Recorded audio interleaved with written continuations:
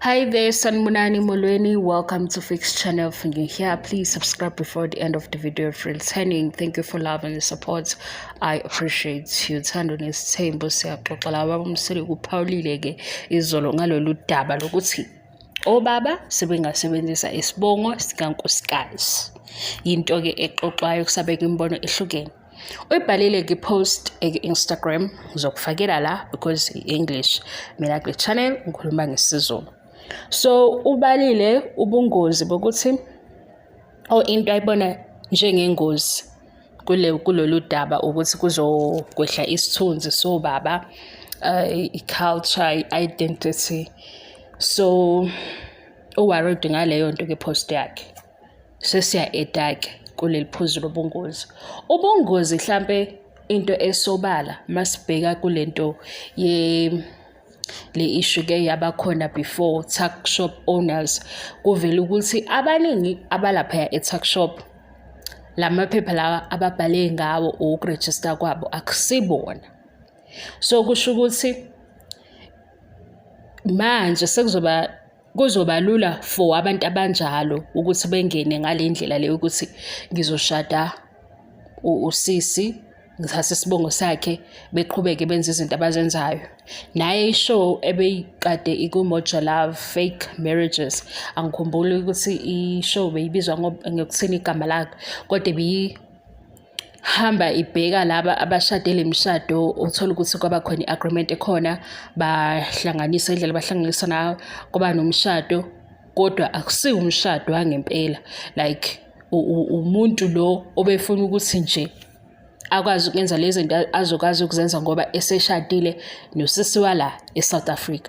Ubungozi ke engibubonayo yilobo kakhulu ngaphezulu kwesithunzi ekusakhulunywa ngaso manje, noma naleyo ndaba leyo isazochazwa ngendlela ende, because indaba yesibongo akuvelanga nje kwaba khona isibongo, kunomlando ohamba nesibongo. Usisibongo sa mhlambe uNxumalo, uKhumalo, zonke izibongo khona la isuka khona nobuhlobo. Njengoba nje siku-Heritage Month, ngicabanga ukuthi mhlawumbe njengoba siku-Heritage Month sizokwazi ukuthinta kancane ukuthi izibongo isukaphi kanjani. So uma kuvela into enjengalena izoshiya imibono engafani. Angiboni futhi la obaba eSouth Africa beyamukela lento, angiboni. Lana kwaMsireko bekhuluma ukuthi lokhu kuzama ukuzokwenza ukuthi amadoda abe weak, amasiko abe weak, ngoba manje sekuzoba khona mhlampe uNxumalo ongenandaba nokuthi nje oNxumalo bawobani, basukaphi zoNxumalo kanjani nenqubo nemigomo yabo, ngoba isibongo nesibongo kuba nezinto abantu baso obakhona abazihloniphayo ezingamagugu kubona.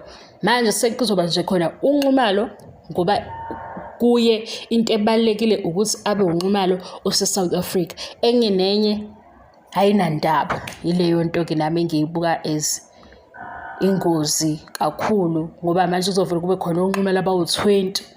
Labo uNxumalo abawu-20 ayikho into